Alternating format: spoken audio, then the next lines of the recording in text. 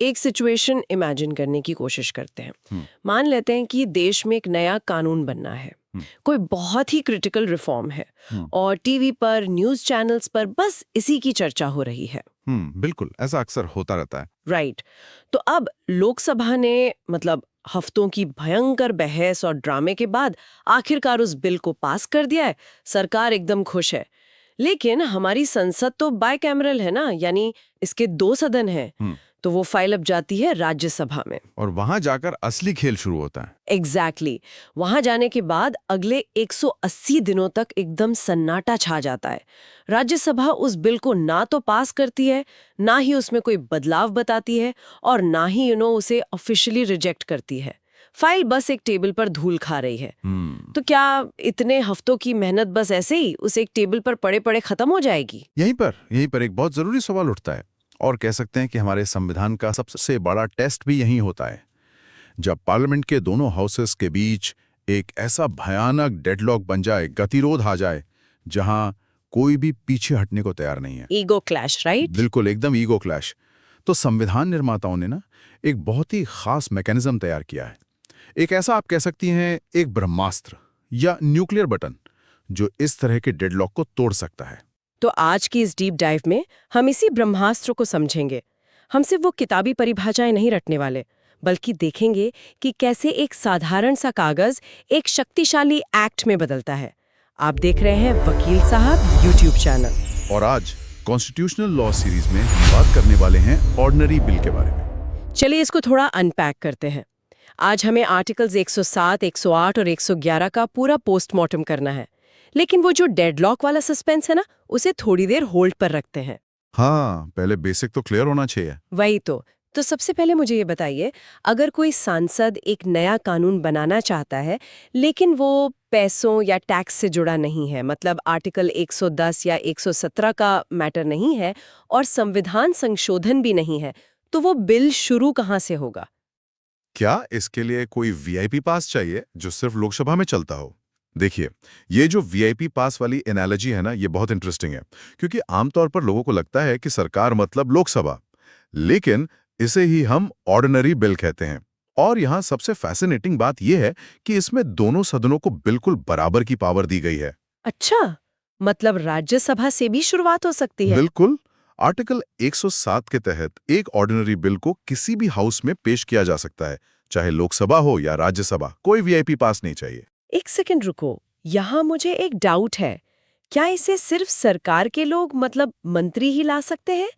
क्योंकि अगर कोई भी आम सांसद जो मंत्री नहीं है, वो सुबह उठकर बिल लाने लगे, तो क्या इससे पूरी व्यवस्था में कोई कियोस नहीं फैलेगा? ये डाउट बहुत कॉमन है, और यहीं से हमें दो कॉन्सेप्ट समझने होंगे, गवर्नमेंट बिल और प्राइवेट मेंबर्स बिल। ओके। अगर कोई मंत्री इसे लाता है जो सरकार का हिस्सा है, तो हम इसे गवर्नमेंट बिल कहते हैं, जो बेसिकली सरकारी पॉलिसी लागू करता है।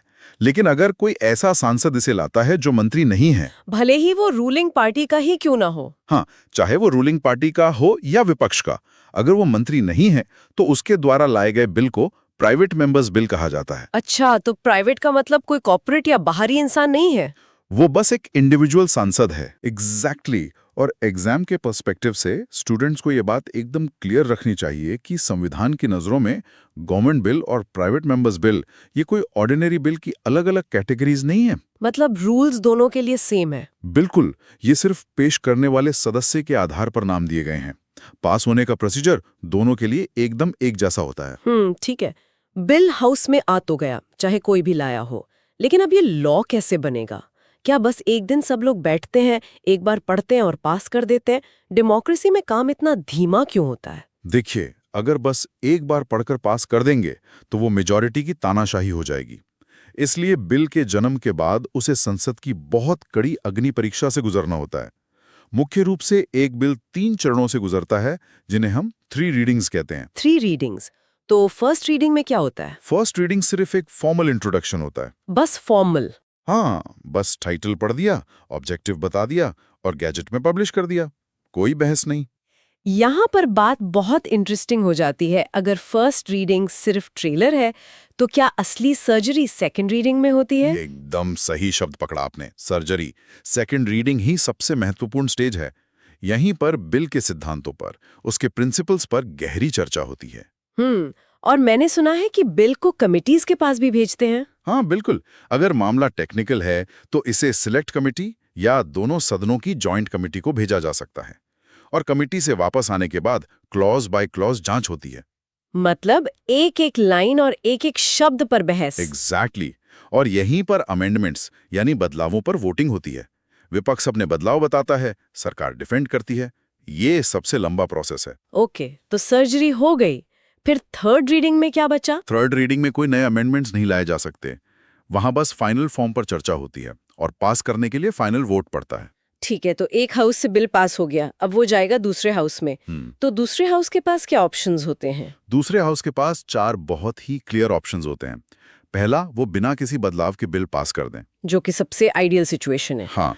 दूसरा ऑप्शन है कि वो कुछ अमेंडमेंट्स करें और बिल को वापस पहले हाउस को भेज दें कि भाई हमें ये बदलाव चाहिए। और तीसरा ऑप्शन? तीसरा ऑप्शन है कि वो बिल को पूरी तरह रिजेक्ट कर दें। और चौथा है बस पेंडिंग छोड़ दें, कोई एक्शन ही ना लें। जरा इमेजिन करो, पहले हाउस ने इतनी मेहनत करके बिल पास किया, एक एक लाइन पर बहस की, और दूसरे हाउस ने उसे रिजेक्ट कर दिया, या फिर जैसा हमने शुरुआत में बात की थी, 6 महीने तक फाइल दबाकर बैठ गए। तब क्या होगा? यहीं आता है ना हमारा सबसे बड़ा कॉन्स्टिट्यूशनल ड्रामा।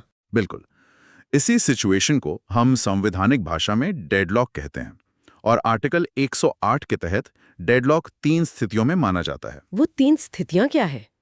पहली, अगर दूसरा हाउस बिल को सिरे से रिजेक्ट कर दे। दूसरी, अगर दोनों हाउस अमेंडमेंट्स पर सहमत ना हो, मतलब एक कह रहा है बदलाव करो, दूसरा कह रहा है नहीं करेंगे। राइट, एकदम ईगो क्लैश। और तीसरी स्थिति, अगर 6 महीने से ज्यादा समय तक बिल पास ना हो। अच्छा, ये 6 महीने वाला कैलकुलेशन कैसे होता है? क्या छुट्टियां भी गिनी जाती हैं? नहीं, यही तो कैच है। अगर हाउस लगातार 4 दिन से ज्यादा के लिए स्थगित है तो वो दिन इन 6 महीनों में काउंट नहीं होते। तो ये बहुत ही इफेक्टिव टाइम होता है। तो इन सब का असल मतलब क्या है? मान लो डेडलॉक हो गया, तो क्या प्रेसिडेंट सबको एक ही कमरे में बंद कर देते हैं जब तक फैसला ना हो जाए? कुछ वैसा ही समझ लीजिए। और इतने सारे लोगों का मतलब लोकसभा और राज्यसभा मिलाकर तो 800 से ज्यादा लोग हो गए, उनका रेफरी कौन बनता है? राज्यसभा के चेयरमैन, जो कि वाइस प्रेसिडेंट होते हैं, वो जॉइंट सिटिंग को प्रिसाइड नहीं करते, क्योंकि वो किसी भी हाउस के मेंबर नहीं होते। अगर स्पीकर नहीं है तो डिप्टी स्पीकर करेंगे। वाह, तो लोकसभा के पास तो इसमें बहुत बड़ा एडवांटेज है। नंबर्स भी ज्यादा हैं और स्पीकर भी उनका है। बिल्कुल, जॉइंट सिटिंग बेसिकली साधारण बहुमत से चलती है, तो जिसके पास लोकसभा में ज्यादा नंबर्स हैं उसका पलड़ा भारी रहता है। लेकिन यहाँ स्टूडेंट्स को एक बहुत जरूरी वार्निंग देनी है। क्या? ये जॉइंट सिटिंग वाला जो ब्रह्मास्त्र है ना, ये सिर्फ ऑर्डिनरी बिल के लिए हो सकता है। मनी बिल या कॉन्स्टिट्यूशन अमेंडमेंट बिल के लिए मुमकिन नहीं है। मतलब अगर संविधान बदलना है तो दोनों सदनों को अलग अलग ही सहमत होना पड़ेगा। चलिए मान लेते हैं कि दोनों हाउसेज ने लड़ झगड़ कर या जॉइंट सिटिंग के जरिए बिल पास कर दिया, तो क्या अब ये तुरंत कानून बन गया? रुकिए, अभी एक फाइनल बॉस लेवल बाकी है, राइट? प्रेसिडेंट की पावर। हाँ, बिना प्रेसिडेंट के साइन के कोई भी बिल एक्ट नहीं बन सकता। संसद का काम खत्म होने के बाद आर्टिकल 111 की बारी आती है। ओके, तो आर्टिकल 111 प्रेसिडेंट को क्या पावर्स देता है? जब बिल प्रेसिडेंट के पास जाता है तो उनके पास 3 रास्ते होते हैं। पहला, वो असेंट यानी अपनी मंजूरी दे दें तो बिल कानून बन गया। सिंपल। दूसरा, वो अपनी असेंट को विदहोल्ड कर लें यानी रोक लें। ऐसा होता है क्या? बहुत कम, जनरली प्राइवेट मेंबर बिल्स में ऐसा हो सकता है। और तीसरा रास्ता है कि वो बिल को रिकंसिडरेशन यानी पुनर्विचार के लिए वापस संसद को भेज दें। यहाँ मेरा एक बहुत क्रिटिकल सवाल है। मान लीजिए प्रेसिडेंट ने कुछ ऑब्जेक्शंस के साथ बिल वापस भेजा, लेकिन संसद का ईगो हर्ट हो गया और उन्होंने बिना कोई बदलाव किए जिद में आकर बिल्कुल वही सेम बिल वापस प्रेसिडेंट को भेज दिया। तब क्या होगा? क्या प्रेसिडेंट उसे फिर से रिजेक्ट कर सकते हैं? नहीं, अगर ऐसा होता है तो संविधान प्रेसिडेंट के हाथ बांध देता है। अगर संसद दोबारा वही बिल भेजती है तो प्रेसिडेंट असेंट विथहोल्ड नहीं कर सकते, उन्हें साइन करना ही पड़ेगा।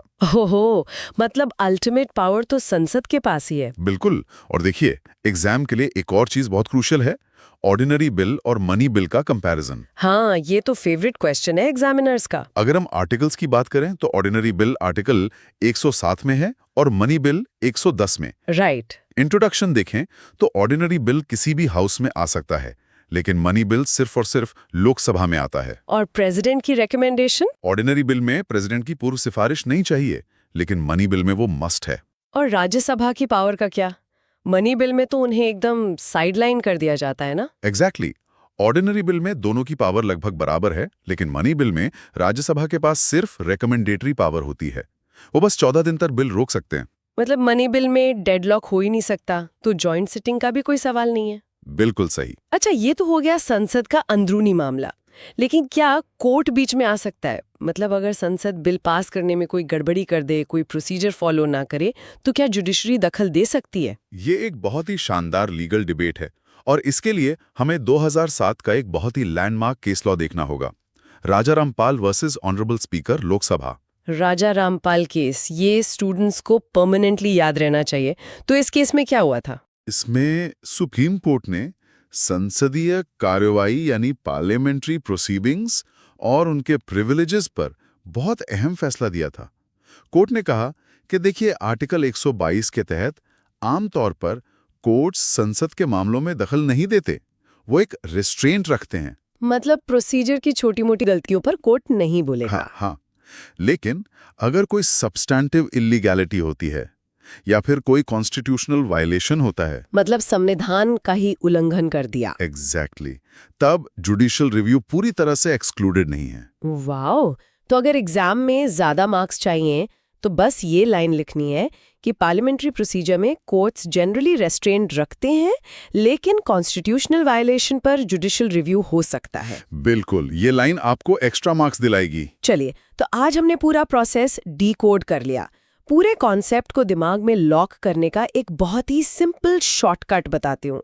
बस 4 लेटर्स याद रखने हैं, OEJR, यानी OEJR। बहुत बढ़िया ट्रिक है। चलिए इसे डिकोड कर देते हैं। ओ से है ऑर्डिनरी बिल, ई से है आइदर हाउस, मतलब इसे किसी भी हाउस में पेश किया जा सकता है, दोनों की पावर बराबर है। जे से है जॉइंट सिटिंग, अगर डेडलॉक हुआ तो आर्टिकल 108 के तहत जॉइंट सिटिंग पॉसिबल है। और आर से है रिटर्न, मतलब प्रेसिडेंट आर्टिकल 111 के तहत इसे एक बार पुनर्विचार के लिए रिटर्न कर सकते हैं।